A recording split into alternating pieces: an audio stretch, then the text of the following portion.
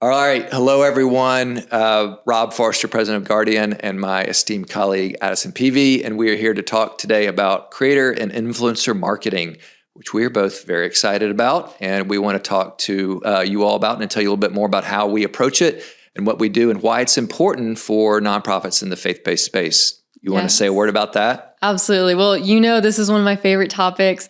It's more than a trendy thing or something that clothing brands can do, but it's a great opportunity for your comms to, get your message out there more.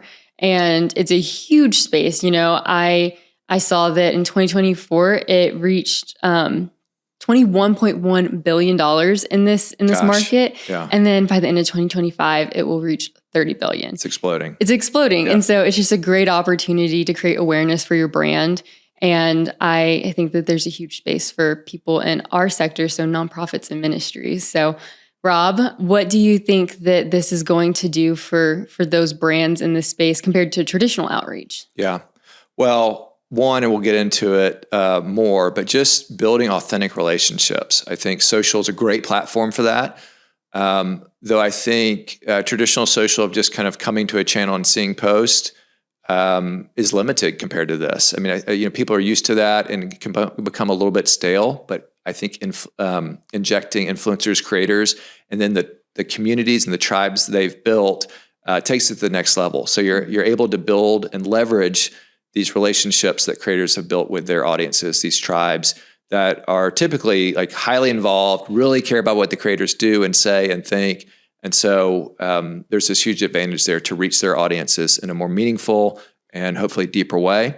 You also get introduced to new audiences. So it's not just the audiences that are used to coming to your channels, but you're now going through the creator to reach new folks that may care about your brand. And if you're doing it right and you're aligned with the creator, hopefully that audience is really going to care about what you're having to say, and then will kind of become your audience over time. So like you said, the market's booming, and we're just excited for our clients to be a part of it. Yeah, absolutely. I definitely see this driving the awareness and then also support, and donations. Yeah. That's another thing that we're seeing.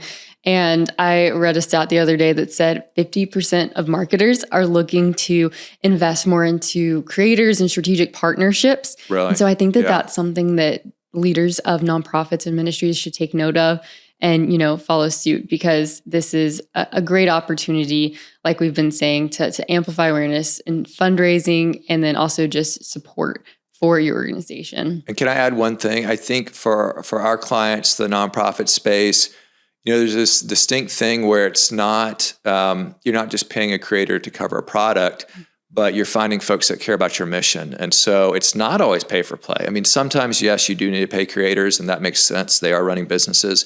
But nonprofits, faith-driven organizations have that missional element that someone may care about and want to do a partnership or collaboration for free, or maybe in exchange for some conference access or some swag or an interview or something like that. But I think there's a really interesting dynamic here with nonprofits can leverage that deep kind of heartfelt, purpose-driven part of what they do to interest creators. Yeah, and then aside from the budget benefits, which you mentioned it's really compelling. When you have a creator that resonates with your mission and your story, and then they're sharing that with their followers, that is just a way more compelling story than maybe an exchange for a t-shirt or something that you see, for-profit organizations doing. So I think it's really beneficial for people in this space.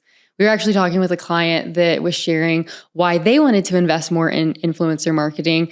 They told us about their first creator partnership, and they partnered with a gardener who was more of a micro influencer. Yeah, great visuals, very relaxing. For a food desert campaign. They were talking about food deserts. And so this creator was passionate about, nutritious meals, being a gardener, and then also the belief that no one should go hungry. And so they were able to create some great content that was on brand. The messaging was great for this organization.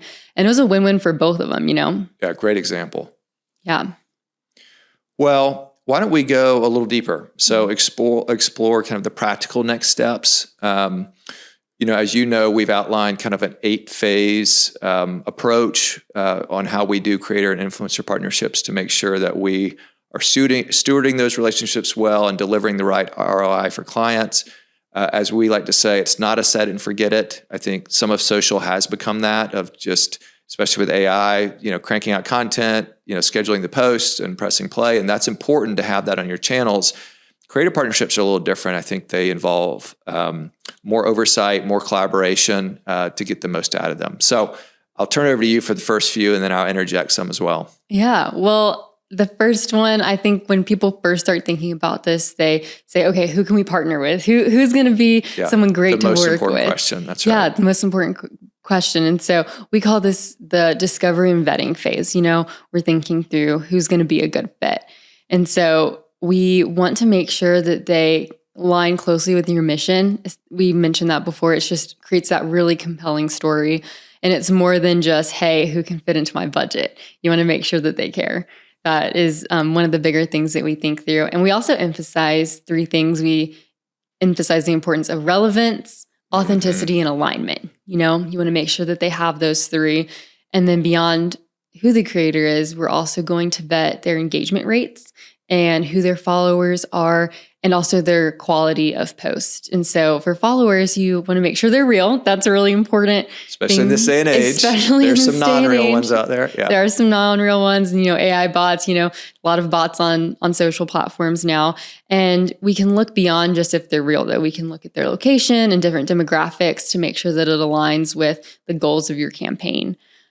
So we've worked with a few different clients on conferences, and we're able to target different locations, which is really helpful. And then we can also look at, different topics and different channels that these creators are pushing out with a specific niche, So we can draw parallels beyond traditional reach too, whenever we have like a conference topic or a specific campaign brief that has a creative direction, and amplify your reach beyond just who would normally see it if you're just dealing with creators in one little space. Yeah. With our software, we can get so specific and hyper targeted, which is incredible and helps deliver success. Something that I was thinking about as you were talking was the importance of authenticity and alignment. And, in 1.0 influencer partnerships, it was kind of pay for play. Everybody's going out there and buying these big creators.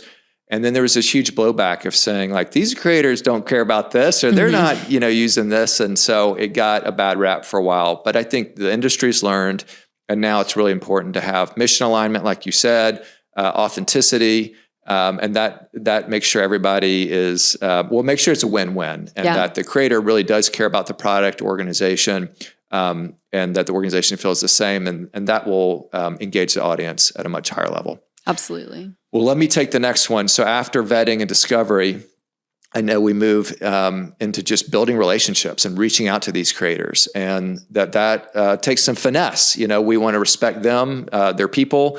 We're not going to, hopefully be talking avatars, but they have these businesses, sometimes micro businesses, sometimes big ones, but they've put blood, sweat, and tears into building these tribes and these niche communities. And so we want to be thoughtful about how we reach out, that first touch point, to make sure it's a win-win for the creator and our client. And that will help set the stage for building meaningful relationships with the creator, but also with their audiences.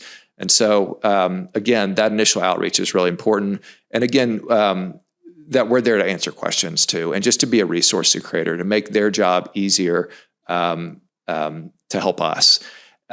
Next, budget negotiation, the least favorite part of probably, the process for our clients, but that's why we take it on. And again, this is where our software really helps, and the investment we've made in that. But doing tax forms, contracts, setting clear expectations, paying creators, I know is a big thing. So all those details that really do matter for a successful campaign, we can take care of, and making sure that ROI is there at the end of the day, because everybody has clear expectations going into it, and that the contracts are clear and the payments are made, et cetera. So 2 important steps. What's next? Absolutely.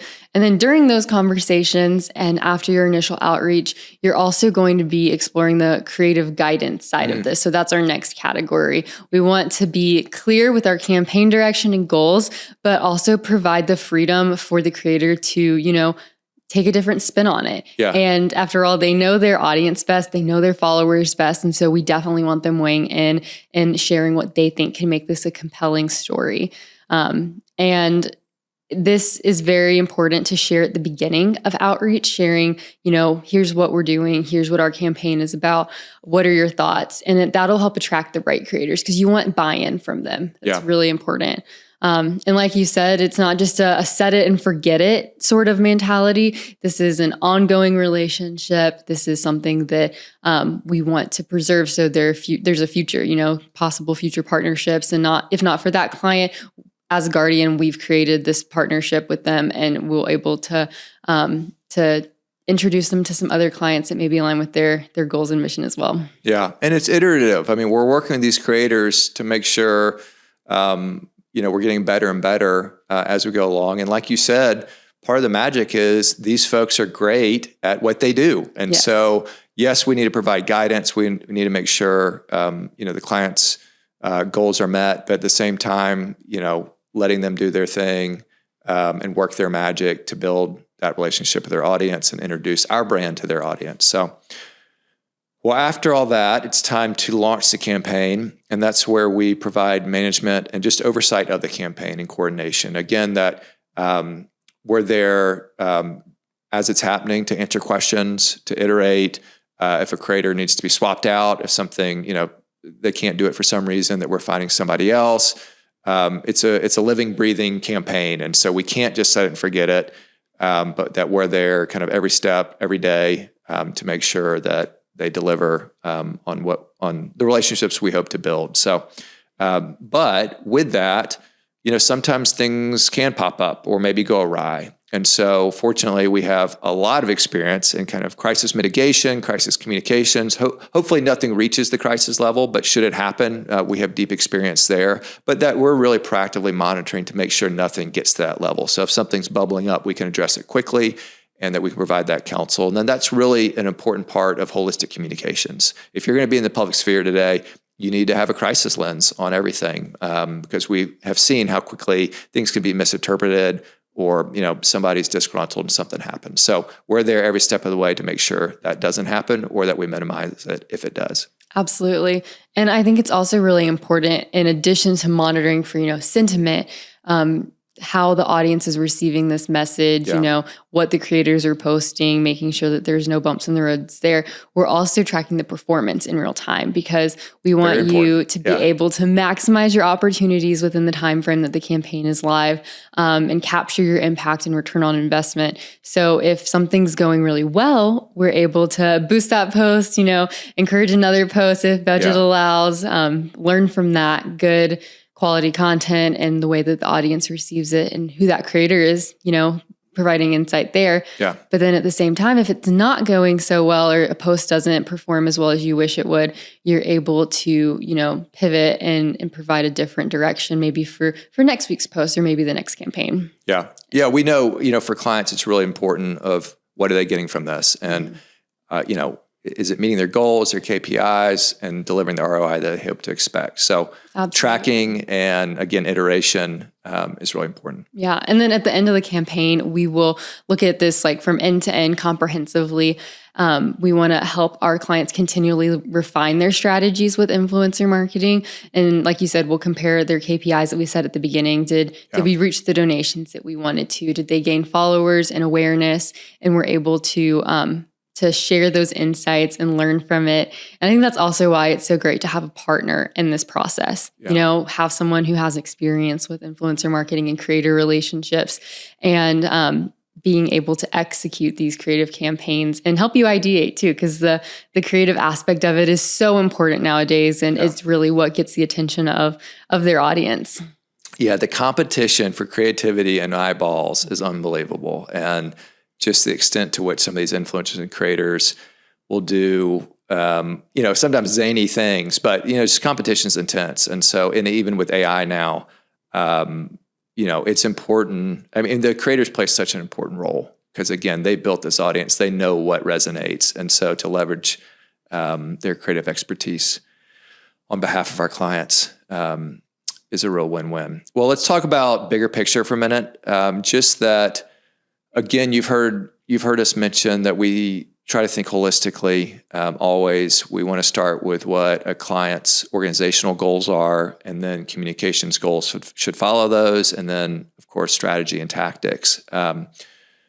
You should be thinking these days omni-channel. I know that's a buzzword. It's been around for years, but we can't emphasize it enough that your channels have to be aligned, they have to be consistent, they have to be in sync with each other in order to break through the noise. If they're doing different things, your audiences will be confused. So, along with legacy and traditional media, social media, events, email, SEO, we really feel like influencers and creators are an absolute vital part, or should be a vital part of your strategy, that they're a piece of the pie, that they are, telling your messages and your stories just like you do on other platforms. And that when you bring all those things together, again, you can break through, people will hear your message and be compelled to action. So think holistically. I know that's something we talk about a lot, and that today that includes influencers and creators. And again, the market's huge and it's growing. So take advantage of that. Absolutely. And it really does support every other channel as well. Yeah. You can repurpose content whenever this is done Great well. point. Yeah. And when you have it in the creator contracts that you own the rights to the content, you can put it in emails, you can put it on your own social channels, on your website, on a blog post. And it's really beneficial in a day that is so content driven and so visual, and video rules all. You want to capture that. Yeah. Yeah, I mean, you got to feed the machine with content. And so when you can use one piece of content multiple different ways, so helpful to fulfill that need. Well, as we wrap up, anything else that you want to note?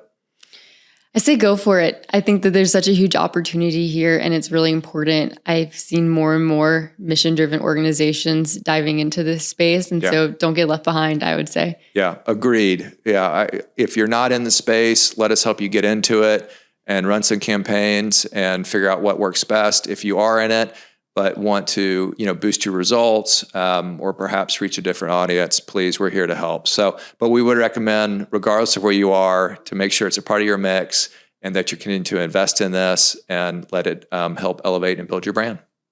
Thanks for joining us today, and we'll see you next time.